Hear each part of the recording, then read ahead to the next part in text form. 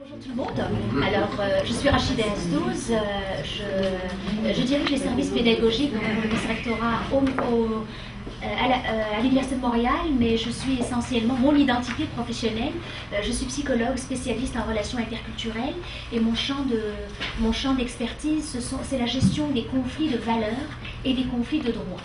Alors, pour ceux qui n'en auraient pas entendu parler, les conflits de droit, essentiellement, c'est tout ce qui s'applique aux accommodements raisonnables, les accommodements qui nous ont valu un beau psychodrame national il y a 3 ans. Et donc, nous sommes quand même sortis indemnes, avec tous nos cheveux, du moins.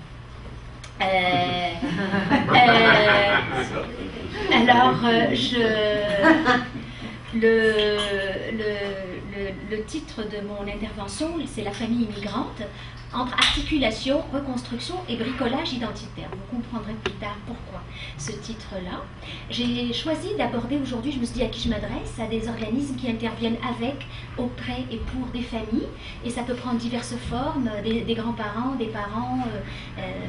Et donc cette question de la famille immigrante, j'ai choisi de l'aborder avec vous sous l'angle des stratégies identitaires. Alors les stratégies identitaires, ce sont des opérations, conscientes ou inconscientes, réfléchies ou tout à fait spontanées, que des personnes ou des groupes utilisent pour faire face à un bouleversement sociologique ou social dans leur vie. Je parlerai aujourd'hui de familles immigrantes, mais dans le fond, les stratégies identitaires peuvent être aussi utilisées et appliquées à d'autres situations qui n'ont rien à voir avec l'immigration. Une personne, par exemple, qui a 45 ans, décide de sortir du placard, de faire son coming out et d'assumer son homosexualité. Mais il va falloir qu'elle mobilise des stratégies identitaires pour se resituer et repenser et conscientiser son identité autrement. Une personne qui est victime d'un accident de la route et qui se retrouve tétraplégique et qui doit complètement redéfinir son rapport à son corps, son rapport au monde et sa conception, sa représentation qu'elle a d'elle-même. Donc les stratégies identitaires s'appliquent à une diversité de situations, mais aujourd'hui je parlerai de la famille immigrante.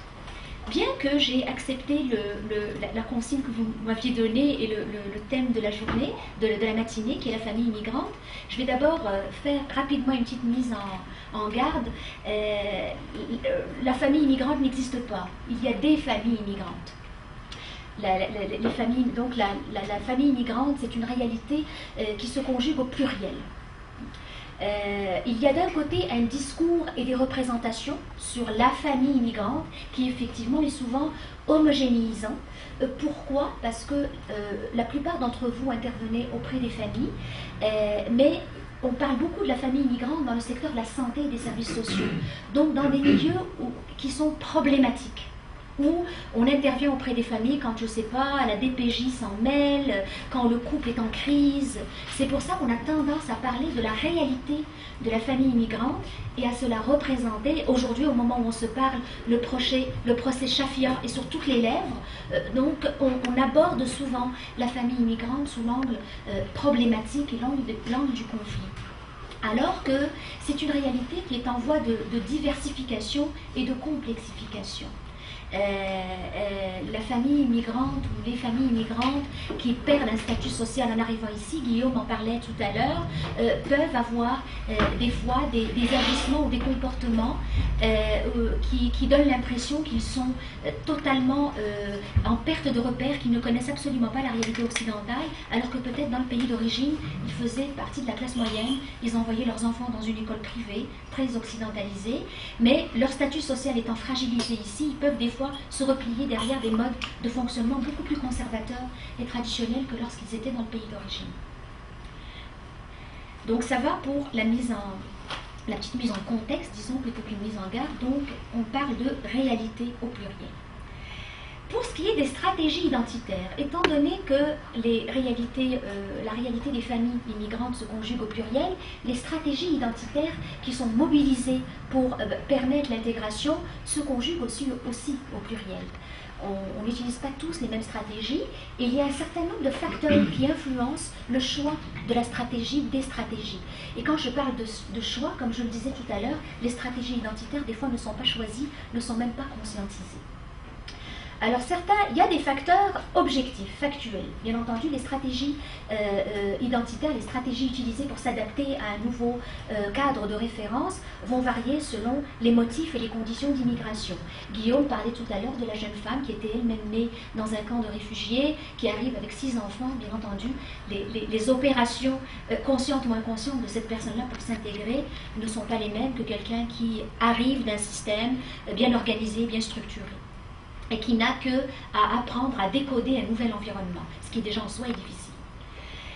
Ça varie selon le sexe, bien entendu, les sociétés ne sont pas neutres face à la question sexuelle. Quand on arrive au Québec, on arrive dans un milieu où la question de l'égalité des sexes est présente, prégnante, et elle détermine beaucoup le discours sur l'intégration, le discours sur le couple, le discours sur les problèmes familiaux. L'état civil, arriver seul à l'âge de 24 ans, ce n'est pas comme arriver à 45 ans avec une femme et des enfants. Le degré de scolarité, le degré d'exposition, de connaissance ou de proximité avec les valeurs occidentales. Arriver de Suède ne suppose pas les mêmes efforts et la même exigence en termes d'adaptation, ou arriver de France, même s'il y a des Français dans la salle qui sont arrivés dans les années 60, je pense qu'ils ont eu l'occasion de découvrir qu'être francophone et français et être élevé dans les valeurs de la modernité, les valeurs occidentales, ne nous dispense pas de quelque chose culturel. Le statut socio-économique, bien entendu, et là aussi, c'est pas simple. Il y a le statut socio-économique de la famille dans le pays d'origine, et il y a le statut ici, qui peut parfois temporairement ou définitivement être très ébranlé. La trajectoire migratoire, par où est-on passé? Est-ce qu'on est passé par un camp de réfugiés? Est-ce qu'on est un immigrant sélectionné sur la base de sa connaissance préalable du français et d'un certain niveau de scolarité? Mais j'entends par trajectoire migratoire, et ça rejoint le deuxième point, la multiplicité ou non des systèmes de référence. Il y a aujourd'hui des immigrants africains qui ne viennent pas du Congo, mais qui ont vécu 10 ans en France ou en Belgique avant de s'installer ici. Donc ils ne sont pas appelés à composer avec 2 systèmes de référence, leur système d'origine et le système québécois, mais avec 3 voire 4 systèmes. Les lusophones, donc les personnes de langue portugaise, d'expression portugaise qui viennent d'Afrique, et qui ont transité par le Portugal, donc le continent, ne sont pas dans une situation où ils doivent concilier 2 cadres de référence, mais 3 voire 4. Et cette situation se vit de plus en plus aujourd'hui.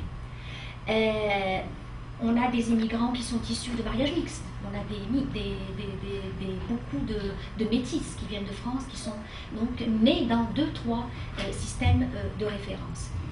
Cette question-là est très importante, parce que quand je parlais de discours et de représentation, souvent dans le discours, ce qu'on dit, c'est la personne vient d'ailleurs, elle a un cadre de référence, elle a des valeurs, et dans le fond, il est important qu'elle comprenne qu'ici, ça se passe différemment, qu'il y a des choses qui sont différentes et qu'elle peut conserver, mais il y a des choses qui sont incompatibles avec les valeurs québécoises et qu'elle doit abandonner, ou auxquelles elle doit renoncer. Mais on oublie souvent qu'elle est traversée elle-même par plusieurs cadres de référence.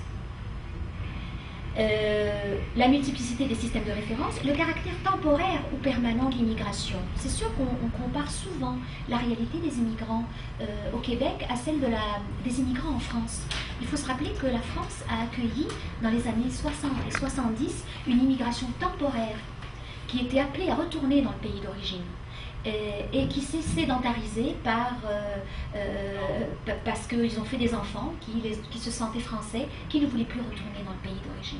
Alors qu'ici, on fait face à une immigration permanente. Donc quand on parle d'intégration, on la parle dans un contexte où on sait, quand on investit tout ce qu'on investit, Guillaume nous a dressé un portrait, un panorama très large de tout ce qui est investi pour cette intégration, et encore ce n'est pas suffisant, ben on s'inscrit dans le long terme. Et la personne aussi qui arrive ici, qui dit moi je vais tenter ma chance au Québec, je vais passer 2-3 ans, puis si ça ne marche pas je reviendrai, elle ne mobilise pas les mêmes énergies que la personne qui sait qu'elle est là pour rester, puis elle va faire des enfants, et elle va peut-être même choisir femme ou mari. que sais-je. Et il y a des éléments subjectifs qui influencent aussi les stratégies identitaires. Ça, c'est simple, c'est factuel, c'est le sexe, l'origine ethnique, etc. Le rapport à la société d'origine. Une personne qui quitte une société d'origine dans un état de colère.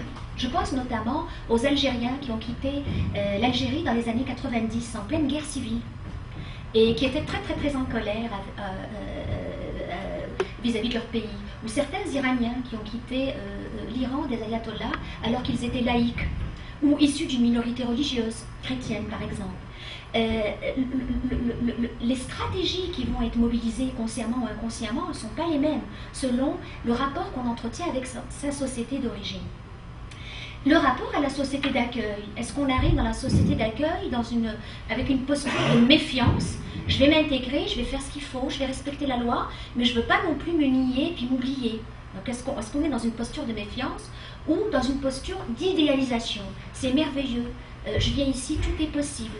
C'est l'Amérique, c'est de l'autre côté du trou d'eau, pardon, et je peux tout faire, tout est possible, je peux même devenir député si je le veux, c'est extraordinaire, c'est pas comme l'Europe où il y a des déterminismes sociaux.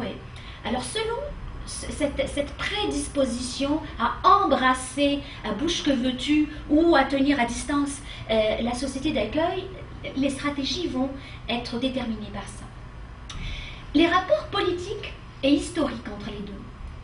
Un Maghrébin qui débarque en France, ou un Africain, ou un Indien qui débarque à Londres, n'a pas le même bagage. Il y a en dessous de la pointe de l'iceberg un contentieux historique, colonial, qui va marquer et déterminer les stratégies identitaires. Ce que l'on n'a pas ici, puisque, à ma connaissance, le Québec n'a pas à vivre avec justement un contentieux colonial. Mais là encore, ce n'est pas simple. Parce qu'il y a des immigrants qui arrivent en disant « j'arrive au Québec », le Québec ce n'est pas la France, ce n'est pas l'Angleterre, donc ce n'est pas un empire colonial, mais il y a des personnes qui considèrent que le Québec c'est l'Occident. Donc l'Occident est avec tous ses avantages, mais aussi avec tous ses inconvénients. Voilà, donc c'est important, j'ai pas beaucoup de temps, c'est un cours que je donne en 3 heures, donc en une demi-heure, il faut résumer sans non plus caricaturer ou simplifier, donc c'était important pour moi de placer les choses, donc conjuguer les familles immigrantes au pluriel et rappeler que malgré ce que je vais vous dire plus tard, tous ces facteurs-là, objectifs ou subjectifs, influencent fortement les stratégies identitaires, et ce qui est vrai pour une famille peut ne pas l'être pour l'autre, et même des familles à première vue, avec le même bagage, la même histoire, les mêmes motifs, peuvent mobiliser des modes opératoires très très très différents selon leur histoire personnelle aussi, selon le vécu de la famille. Un couple qui arrive ici et qui est uni, et qui a pensé et structuré ensemble son projet migratoire, c'est pas comme un couple qui battait de l'aile dans le pays d'origine et qui vient ici pour donner une deuxième chance à son couple. Les stratégies identitaires ne seront pas les mêmes. Un couple qui fuit le poids de la famille, les chicanes entre les belles familles dans le pays d'origine. Parce que tout ça se retrouve chez nous. C'est fascinant d'entendre les histoires des gens. Pourquoi vous avez immigré? C'est quand on va plus loin que la raison objective qui est invoquée au début, ou noble, on vient ici pour offrir un meilleur avenir à nos enfants. Parfois, il y a des douleurs et des fuites beaucoup plus lourdes et qui pèsent d'un poids très lourd sur les stratégies identitaires. Est-ce que je parle trop vite? Non. Alors, avant de vous présenter un modèle théorique de stratégie identitaire, je rappelle la fonction des stratégies identitaires. À quoi ça sert? Quel est le rôle, la fonction d'une stratégie identitaire? C'est d'abord de retrouver l'unité de sens, la cohérence entre l'être et le paraître. C'est-à-dire, j'étais dans un environnement, Guillaume tout à l'heure parlait du pilote automatique, j'étais dans un environnement dont je comprenais les codes, et j'avais les repères Donc je fonctionnais dans cette société-là et il n'y avait pas de décalage entre mon être social, sauf pour certaines personnes qui ont des caractéristiques qui ne sont pas acceptables socialement. Par exemple, des personnes homosexuelles dans une société qui ne tolère pas l'homosexualité, des personnes athées dans une société religieuse, qui déjà vivaient dans leur pays d'origine la schizophrénie. Donc pour ces personnes-là, elles étaient déjà de toute façon dans un état permanent de recherche d'unité de sens. Donc c'est ça, pourquoi en immigrant je dois mobiliser des stratégies identitaires, parce que je dois retrouver une unité de sens pour pouvoir préserver mon équilibre. Donc une plus grande cohérence entre mon être et mon paraître. Et je vais y aller dans des exemples, parfois de l'ordre de la caricature, mais juste pour que ce soit très parlant. Si dans ma société d'origine, quand mon enfant ne voulait pas aller dormir le soir, je lui disais va dormir mon petit chéri, et qu'à un moment donné il ne m'écoute pas et que je lui dis va dormir, j'ai pas perdu mon unité de sens en faisant ça. Je sais que socialement, c'est accepté, que mon enfant ne sera pas nécessairement traumatisé parce que je ne suis pas en train de défendre le châtiment corporel. Pas du tout. Je suis juste en train de dire qu'un comportement qui peut être pathologique dans un contexte peut être tout à fait acceptable et tolérable dans un autre. Mais je ne valorise pas le recours au châtiment corporel. Entendu? Parce que je ne veux pas me faire ramasser par la police ensuite. Sauf que je n'ai pas d'enfant. Il y a juste mon chum qui pourrait se plaindre, mais comme c'est un adulte, quand il y a consentement, il n'y a pas de problème. Alors, donc, si je suis dans une société où la femme s'occupe des affaires de la maison, même quand elle travaille à l'extérieur, et que je me retrouve dans une soirée où j'invite des Québécois ou des Latinos ou des immigrants, mais qui sont ici depuis plus longtemps, et que je choque mes amis parce que je suis là, puis c'est ma femme qui fait tout, alors qu'elle a travaillé pendant la journée, je suis dans une unité de sens parce que je viens d'un pays où de toute façon il y a des domestiques pas chers qui font tout ça, donc on travaille tous les deux. Puis le soir, il y a toujours une domestique qui fait les travaux, qui fait le travail à la maison, où c'est normal que ma femme fasse aussi le souper. Mais ici, je passe pour un gros sans-cœur, pour un taliban qui alors, et donc je ne suis pas mon attitude, mon comportement ne fait pas sens. Donc voilà pourquoi il est important de trouver des stratégies pour ne pas avoir l'air pathologique, pour que mon paraître n'ait pas l'air complètement en décalage avec mon être. La culture fournit des repères pour concilier des besoins pragmatiques et des besoins ontologiques. Je vais traduire en français. Carmen Camilleri, qui est un des grands penseurs de l'interculturalité en France, a abordé la question des stratégies identitaires en disant que la culture, toute culture, porte en elle des mécanismes qui permettent de concilier les deux, l'être et le paraître, le moi. Donc mon moi idéal et mon moi social. Donc la culture, en principe, contient et comporte en elle-même tout ce qu'il faut pour préserver l'unité de sens. Mais quand on est en situation d'immigration, on n'est pas dans une culture uniforme, donc il faut reconstruire cette unité de sens. Le choc culturel bouscule ses repères, ça c'est une évidence. Et donc on doit, dans une stratégie identitaire, ce qu'on vise idéalement, minimalement, c'est de ne pas avoir l'air trop fou en société, en fait. Et de ne pas être trop malheureux et trop en décalage et de toujours être obligé de ramener son moi, son être et son paraître et de les raccrocher. Minimalement, c'est ça. Mais idéalement, l'objectif ou la fonction des stratégies identitaires, c'est de nous permettre, comme individus, de passer d'une identité de condition, de naissance, c'est-à-dire je suis né québécois, je suis né français, je suis né belge, ou je suis né congolais, à une identité de choix, de conscience. Je suis devenu un Québécois d'origine congolaise. Et j'ai fait un travail sur moi et sur ma famille pour pouvoir me réapproprier cette identité qui était une identité qui m'a été imposée finalement, une identité de condition. à une identité de choix ou de conscience. Là, on est dans l'idéal. C'est-à-dire que la personne qui, dans 10 ans, va vous dire, moi, je compose très bien, je concilie très bien tout ça, je m'assume tout à fait comme québécois d'origine autre, je n'ai pas l'impression que mes identités sont en conflit, au contraire, elles sont très bien articulées, puis elles sont conciliées, et tout ce qui, dans ma culture d'origine, rendait mon intégration impossible, ou faisait que j'étais dans des situations d'incompatibilité, ben, j'y ai renoncé tranquillement, sans y être forcée et sans qu'un projet de loi ne m'y oblige. Là, on est dans l'idéal, mais vous savez comme moi que l'idéal n'est pas de ce monde. Donc, c'est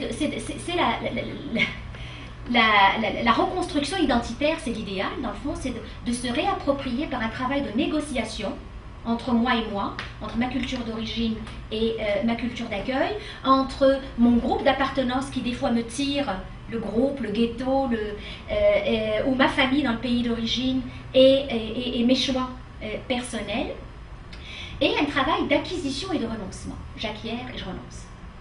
J'acquiers la possibilité de ne pas être obligée, par exemple, de pratiquer une religion, mais je renonce à certaines pratiques culturelles ou éducatives inspirées par la religion qui ne sont pas compatibles avec une société laïque. La distinction entre les trois cas de figure, le bricolage, la reconstruction et l'articulation, le bricolage, le cas typique, ce sont les jeunes filles françaises dans les années 80, les beurettes de deuxième génération. Les beurettes, ce sont les Arabes de deuxième génération dont les parents sont nés en France et qui, pour pouvoir concilier les exigences parentales qui des fois étaient très très dures, très contraignantes, respect de la religion, refus par exemple de fréquenter des personnes de l'autre sexe, elles avaient une double vie tout simplement. Donc il y avait une vie à la maison, elles étaient des petites filles obéissantes, et une vie à l'extérieur où elles pouvaient se maquiller. J'ai assisté souvent à des scènes pareilles en France où je voyais des jeunes filles qui se démaquillaient dans le métro parce qu'elles arrivaient devant la maison et la jupe courte prenait le bord et dans le sac il y avait une jupe plus longue. Donc là on est dans le bricolage identitaire. Je me bricole un comportement, des stratégies qui me permettent de n'être rejetée ni par un camp ni par l'autre. Continuer à être acceptée dans ma famille, mais en même temps ne pas être rejetée et marginalisée et isolée dans le groupe. Ça, c'est le bricolage. L'articulation, c'est vraiment un travail conscient où je dis, bon ben, j'articule, c'est-à-dire j'essaie de concilier les deux. Et ça peut se traduire par, il y a une vie à la maison où je fais des choses, et il y a des choses que je ne fais pas à l'extérieur parce qu'elles sont choquantes, et je n'ai pas à imposer. Un couple, par exemple, qui décide de rester dans un modèle très traditionnel, c'est son droit le plus strict. La loi interdit la discrimination sexuelle. Okay? Elle interdit à un mari de battre sa femme. Mais si cette femme a envie de continuer à faire la cuisine le soir, ça la regarde. On ne peut quand même pas entrer dans les chambres à coucher et compter le nombre de baisers donnés par l'un et l'autre pour être sûr qu'on est dans la parité. Là, c'est de la dictature. Donc, on peut articuler, décider qu'on va continuer à vivre notre couple comme on le vivait dans notre société d'origine, mais, par exemple, quand on est à l'extérieur, on n'impose pas un modèle plus traditionnel dans notre milieu de travail, à nos collègues, etc. Et la reconstruction identitaire, là on est dans quelque chose de plus profond, de plus structuré, de plus... Je parlais tout à l'heure de la personne par exemple qui était athée dans son pays d'origine, qui a passé sa vie à faire croire qu'elle était religieuse parce que c'était inacceptable d'être athée et qui doit dans un premier temps mettre ou homosexuelle, sa culture d'origine de côté pour se resituer par rapport à son nouveau cadre de référence. Parce que même par rapport à sa culture d'origine, elle était en perte de repère et elle était en choc culturel. Est-ce que c'est clair? Alors je vais rapidement, parce que la madame qui est méchante, là, qui fait la piqûre, là, elle m'a dit que j'avais juste 5 minutes. Alors, je vais rapidement parler de la typologie, je la simplifier à outrance et je suis disponible pour répondre aux questions après. Une typologie des stratégies identitaires, j'utilise beaucoup dans mon travail de psychologue mais aussi de prof, la typologie de Alte-Manco et qui regroupe les stratégies identitaires en 4, 2 catégories de 2. Les postures d'assimilation conformante, je vais traduire tous en français tout à l'heure. Les postures de différenciation conformante, les stratégies d'assimilation individuante et les stratégies de différenciation individuante. Qu'est-ce que ça veut dire en français? Les postures d'assimilation confortante et les postures de différenciation conformante. Je vous laisse mon PowerPoint ici, ça suffit. Alors, l'assimilation confortante, donc c'est une stratégie qui est utilisée par certaines personnes, c'est d'adopter le cadre de référence de la société d'accueil. C'est-à-dire, j'arrive, je dis à Rome, on fait comme les Romains. Si je voulais garder ma culture, je serais restée chez moi. Donc j'arrive ici, je ne veux pas faire de bruit, je m'adapte, je m'assimile.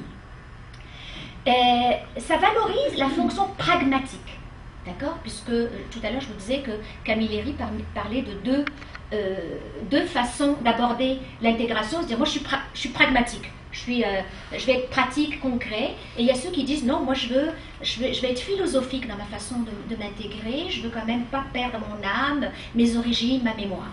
Là c'est pragmatique. Pour fonctionner, je vais me débarrasser de tout ce qui peut être trop différent de la société d'accueil. Ça repose souvent sur l'idéalisation de la structure d'accueil. Donc, de toute façon, c'est tellement merveilleux, je suis en démocratie, tout est possible, pourquoi m'embarrasser de mes boulets traditionnels? Mais ça peut aussi des fois être dû au fait qu'on fait un constat d'incompatibilité. On dit, je ne peux pas concilier les deux, c'est tellement incompatible que le plus simple, le plus fonctionnel pour moi, c'est de renoncer à ma culture d'origine. C'est une stratégie qui est davantage utilisée par des individus. Quelqu'un qui arrive tout seul, par exemple.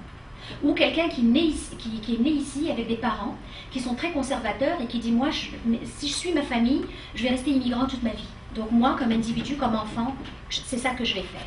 Donc c'est des stratégies plus individuelles que de groupe. C'est souvent soit par colère envers le pays d'origine, parce qu'on a un contentieux avec le pays d'origine, et dans ce cas-là, c'est un peu, il y a un effet pervers à cette stratégie-là, c'est qu'on idéalise tellement le pays d'accueil que si on n'y est pas bien accueilli, si on n'a pas le travail qu'on souhaiterait avoir, on se replie puis on dit, ben, finalement je les ai tellement aimés que j'ai épousé leurs valeurs, mais comme je n'ai pas le travail que je veux, je ne suis pas devenu ingénieur, je suis chauffeur de taxi, donc là je me replie et je les déteste, parce qu'ils n'ont pas rempli leur part du marché. Ou ça peut être vraiment par choix, et c'est assumé, et c'est parce qu'on dit, ben, ce cadre de référence m'offre toutes les conditions dont j'ai besoin moi comme individu pour m'épanouir. Et là c'est vraiment choisi. Donc ce que je cherche à dire, c'est qu'aucune stratégie n'est bonne ou mauvaise en soi. Elle est adéquate ou inadéquate si elle repose plus sur une colère et sur un dépit que sur un véritable choix. La différenciation, je ne vous ai pas perdu? La différenciation conformante maintenant, c'est tout à fait l'inverse. J'adopte le cadre de la société d'origine. Je me dis ici, mes enfants vont apprendre le français à l'école, ils vont tout apprendre, ils vont vivre dans une société très différente. Alors moi, ma job comme parent, comme famille, c'est de m'assurer d'être le gardien du temple, que la mémoire soit préservée. D'accord? Alors je vais parler la langue d'origine à la maison, je vais souligner toutes les fêtes, je laisse l'école s'occuper et la société s'occuper de leur intégration sociale, et moi je préserve la mémoire. Ça valorise la fonction ontologique, c'est-à-dire l'être. Okay? Et ça vise, parfois ça repose sur une idéalisation de la culture d'origine. Par exemple, je ne veux pas que mes enfants ici ne respectent pas les vieux, parce qu'ici on ne respecte pas les vieux. Ce qui est faux, comme constat, mais on a la conviction profonde qu'ici on ne respecte pas les vieux, donc on garde de la culture d'origine ce qui nous paraît idéal.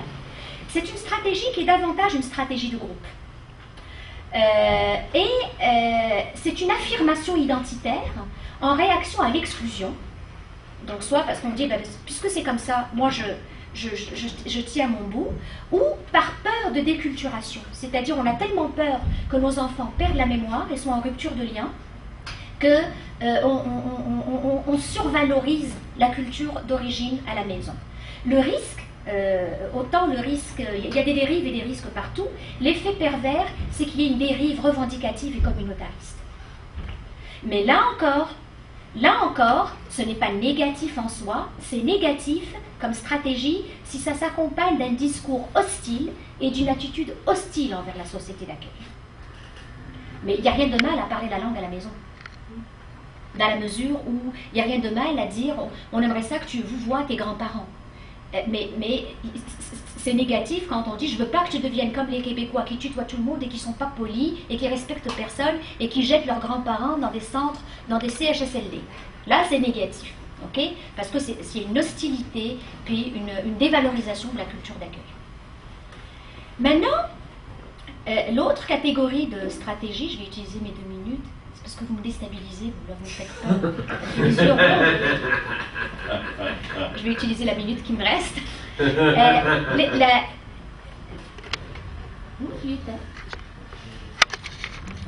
Temps précieux, j'ai juste une minute.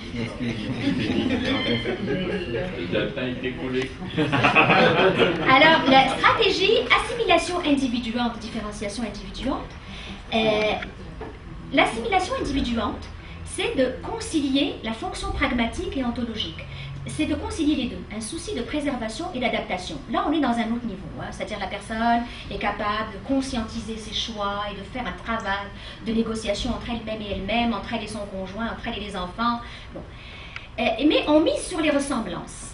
Je vais donner des exemples. On s'identifie à un sous-groupe avec lequel on se reconnaît des intérêts communs. Par exemple, comité de parents. Par exemple, j'arrive, la première année, j'assiste à un conseil de parents et je dis, moi là, il faut que je me trouve un sous-groupe de ressemblance avec moi, un sous-groupe d'appartenance, et ça va être une bonne façon pour moi de m'intégrer. Je me mets sur le comité de parents.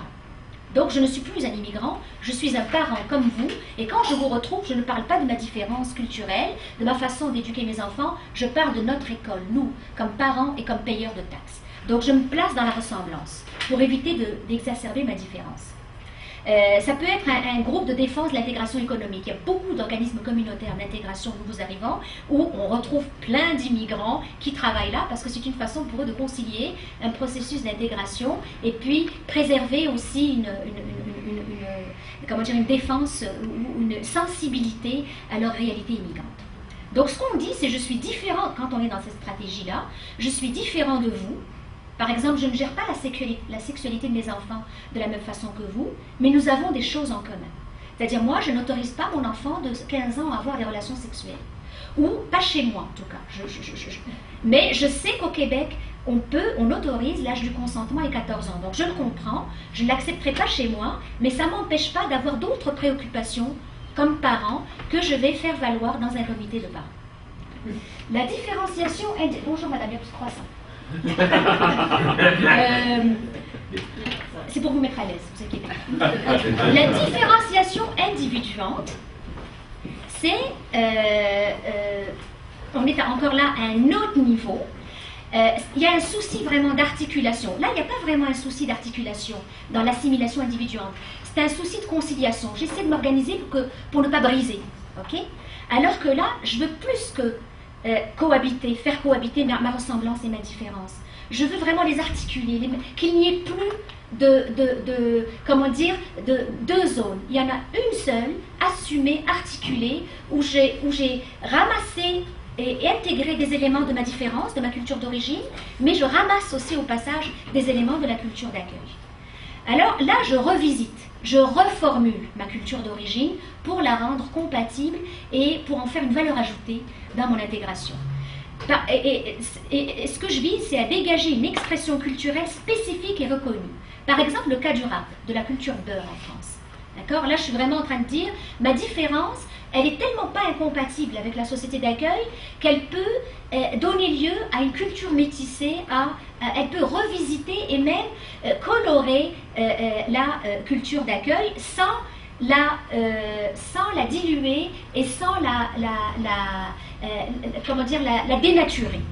La grande peur, effectivement, du Québec légitime que trop de métissage ne finisse par diluer le fait français et lui faire perdre sa couleur. Et là, on vise plus que la conciliation, on vise un travail de synthèse. Et c'est une transformation de la culture d'origine sans la renier ni la survaloriser. Alors vous comprenez que quand Guillaume vous dit un petit peu ce qu'on leur offre à ces personnes-là, il faut avoir vraiment une grande maturité, une grande sérénité et beaucoup d'outils intellectuels et psychologiques pour être capable de faire ce travail-là. Parce que les services du ministère ne le permettent pas. Transformation de la culture. Et dans le fond, ce que je vise à dire par cette stratégie-là, c'est je suis un mariage réussi du vous et du nous. D'accord ? C'est la logique du métissage, c'est le phénomène Adonis. Vous savez, Adonis, le fameux grand magasin à Montréal, je suis désolée pour les gens de Québec, qui a commencé par être une petite épicerie libanaise où on ne vendait que des produits libanais et qui est devenue une grande surface, genre IGA, où on trouve tout, incluant des produits libanais. c'est le phénomène du Petit Alep, un petit restaurant syrien fréquenté par des Syriens de première génération près du marché Jean Talon, dont les enfants ont développé une extension à côté où on fait le petit sandwich qui est un mélange entre la nourriture santé et on voit les vieux à côté qui fréquentent le restaurant des parents et les jeunes qui fréquentent, beaucoup de Québécois de souche qui fréquentent le petit restaurant. C'est Dany Laferrière qui est en même temps le porte-voix d'une certaine francophonie quand il remporte un prix en France, un prix littéraire en tant que Québécois, mais qui est en même temps notre bonne conscience, notre mauvaise conscience quand on devient solidaire du drame haïtien. Et les deux ne sont pas incompatibles. C'est le syndrome Rachid Badouri, qui emprunte tous les accents, qui est de Laval ou Longueuil? Laval, hein, je pense.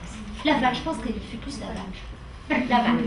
Alors, et donc, qui est des deux, qui a revisité sa culture d'origine, qui a revisité sa culture de naissance ou d'appartenance pour en faire quelque chose d'unique. Et c'est la fin. Pas du monde, mais de ma présentation. Alors juste pour finir, j'ai essayé de dire rapidement quelque chose quand même de très complexe en essayant de le vulgariser et de le simplifier, parce que je sais que vous êtes très intelligent. Mais ce qui est important de retenir là-dedans, c'est qu'il n'y a pas de bonne ou de mauvaise stratégie. Il y a des stratégies qui sont adéquates ou inadéquates en fonction du contexte et que quand vous intervenez auprès des familles, à quoi ça sert ma présentation? C'est peut-être de vous aider à vous situer. La personne qui est devant moi, quelle est sa stratégie? Et si vous intervenez auprès des familles en difficulté, si le fils est dans la stratégie assimilation conformante et que le parent il est dans différenciation conformante, attention, péril dans la demeure, il y a risque de fragmentation et il y a risque de conflit familial et de conflit de valeurs important. D'accord? Donc, c'est un élément de décodage. L'idée, c'est de vous permettre de décoder la personne qui est devant vous et de décoder sa stratégie adéquatement. Ça vous permet de prévenir et parfois des drames familiaux. Je vous remercie beaucoup de votre attention.